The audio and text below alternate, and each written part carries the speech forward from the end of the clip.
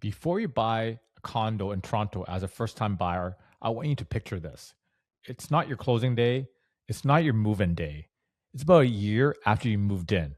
You furnished a place, you settle into a routine, your budget finally feels predictable. And then you get an email from property management, not from your realtor, not from your lawyer. The subject line says, Notice of maintenance fee increase. And suddenly, the number you carefully budget for isn't the number anymore. That's the moment a condo stops feeling like a safe first step and start feeling like a financial obligation you didn't fully understand. And here's the scary part. The building doesn't look risky. It looks brand new. It looks polished. It looks safe. So in this video, I'm going to walk you through the 10 things every first time buyer needs to know before buying a condo or condo townhouse in Toronto. This isn't level surface advice. This is the stuff homeowners wish someone had explained to them before they signed. The things that control your monthly cost, your stress level, and whether this purchase actually feels stable long term. And if you stay with me until the end, you'll have a clear framework to spot which buildings are financially solid and which ones quietly turn into money pits. Because most people don't buy a condo, they buy a monthly payment, and they only find out later what's hidden inside. So let's get into it. If you're a first-time buyer in Toronto looking at high-rise condos or even condo townhouses, especially in the $800,000 price range, this video will cover a lot of stuff for you. And I want to frame this properly right away. When you buy a house, you mostly control your own risk. When you buy a condo, you're buying into a shared system, a shared budget, a shared repair plan, a shared set of decisions. And condos can be an excellent first purchase, but if you're conservative, if you want predictable costs and fear surprises, you have to evaluate condos differently than most people. Most buyers shop the unit. Conservative buyers shop the building because the building controls what happens in your fees. We're going to count down from 10 to 1 because the biggest risk shows up near the end. This is educational, not legal advice. Always confirm those condo documents with your professional team. All right, 10 things to know before buying condo or condo townhouse in Toronto. Let's start off with number 10. Condo fees are not a number, they're a forecast. Most first-time buyers look at maintenance fees and ask one question: is it high or low? That's the wrong question. The better question is this fee realistic? And where is it going? Because condo fees do not stay flat forever. Insurance goes up, utilities go up, labor goes up. Some increases are normal. They go up with inflation. Others are warnings. And later in this video, I'm going to explain why brand new buildings are often the biggest fee shock of all.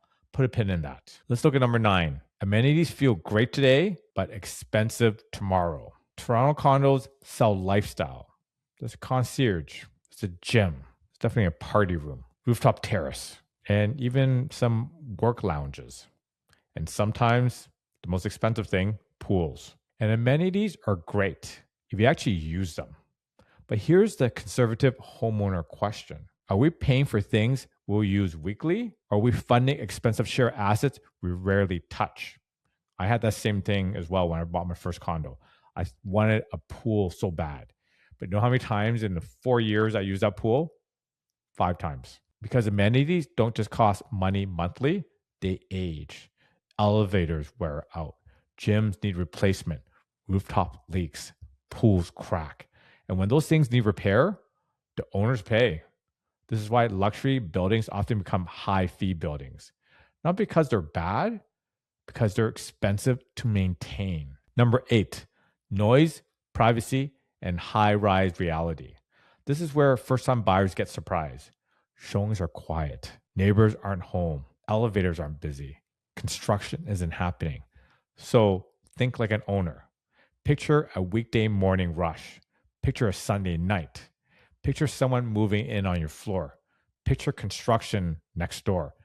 Ask yourself this: does this building feel calm? Or does it feel like I'm constantly adapting to other people? If it doesn't bug you, that's okay. Some people like the hustle and bustle of a busy building. But if you're looking for a quiet building, pay attention to all these things. So stand in the hallway, listen for sound. Check your windows, see if it protects you from outside noise. Notice elevator noise. A good high rise feels peaceful. A bad one slowly drains you, as when you're supposed to be home, you're supposed to be resting, not dealing with stress. Here's number 7. To know what you're responsible for and where surprise costs come from. In most high rise condos, the building covers exterior and structure. You cover the inside of your unit. But the details matter. Like we're talking about the windows, balcony doors, heating and cooling unit. That's an expensive one. That's one to really figure out. And who covers leaks behind walls. Water and mechanical issues are the most common condo surprises.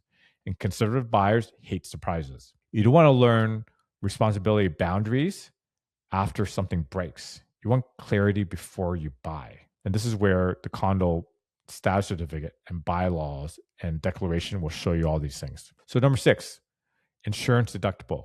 This is a silent list most buyers never ask about. Condos have building insurance. You have personal insurance. But the building also has a deductible. And in many Toronto condos, that deductible can increase significantly. So here's the risk. If there's a leak and the building connects it to your unit, you could be responsible for that deductible. It's not always a small number. So conservative buyers ask, what is the building's deductible? Has it increased recently? Is there a history of water issue? Because water problems raise insurance. Higher insurance raise fees. And now you're starting to see the pattern. Sometimes you might not be able to get this history though. So it might be tough to get because the docs that comes with the condo, sometimes they don't cover these things. So let's talk about number 5, brand new buildings and why fees are always go up in these buildings. This is one of the biggest surprises for first-time buyers. If you're buying into a building that's a year old or newer, you should expect maintenance fees to rise, often substantially, over the next few years. And here's why. When a developer launches a building, they set an initial maintenance fee for marketing. That fee is designed to sell units.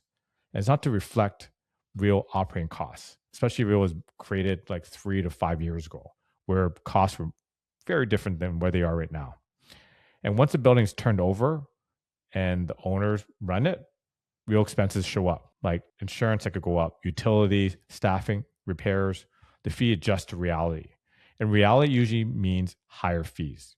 This doesn't mean new buildings are bad, but conservative buyers never assume the starting fee is the long-term fee. If your budget only works because the fee is so low today, that's risk. New buildings often deliver the biggest fee shock.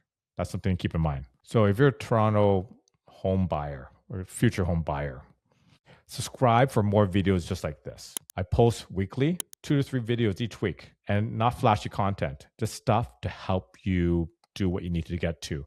And I cover stats and statistics and data as well. All the boring stuff, but very important. Okay, all right, let's keep on going.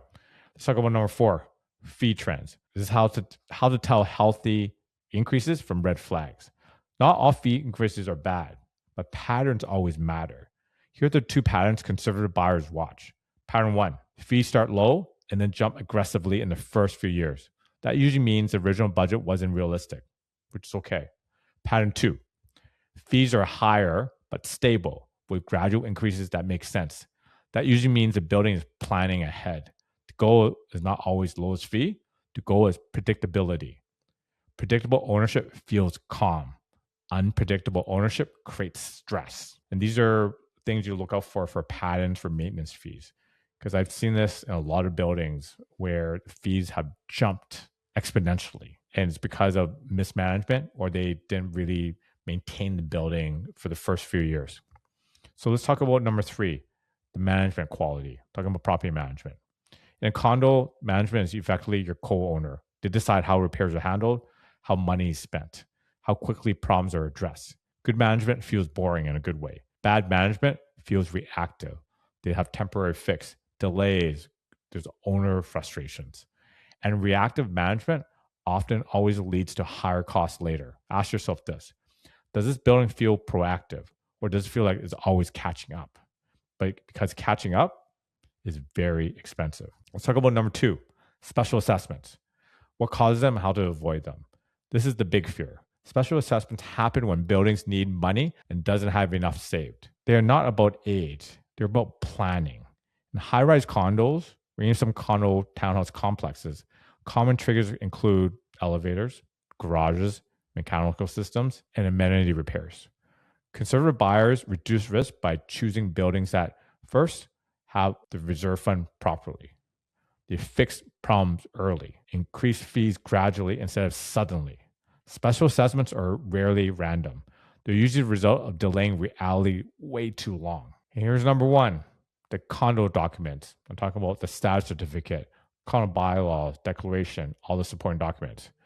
Because the unit is the highlight reel and the documents are the truth. So a condo could look perfect and still be risky because you're buying into a system, the reserve fund plan, the budget, the rules, the repair history. This is where future costs are revealed, not in one sentence, but in patterns. And conservative buyers pay attention to patterns.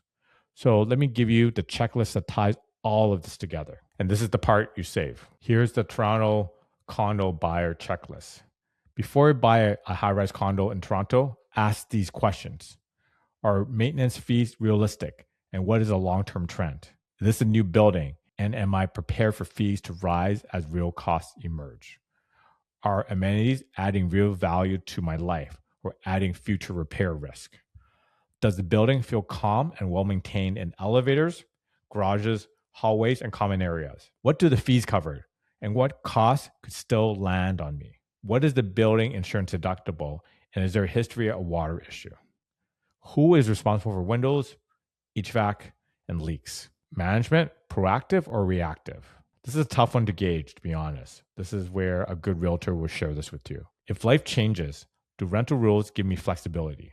After reviewing the documents, does this building feel funded and planned or optimistic and risky? You can't answer one of these clearly. Don't panic. Doesn't mean don't buy. It means pause and get clarity. That's all. Because as a conservative first-time buyer, your goal is simple. Stable costs, low surprises, peace of mind. And I'll leave you with one rule.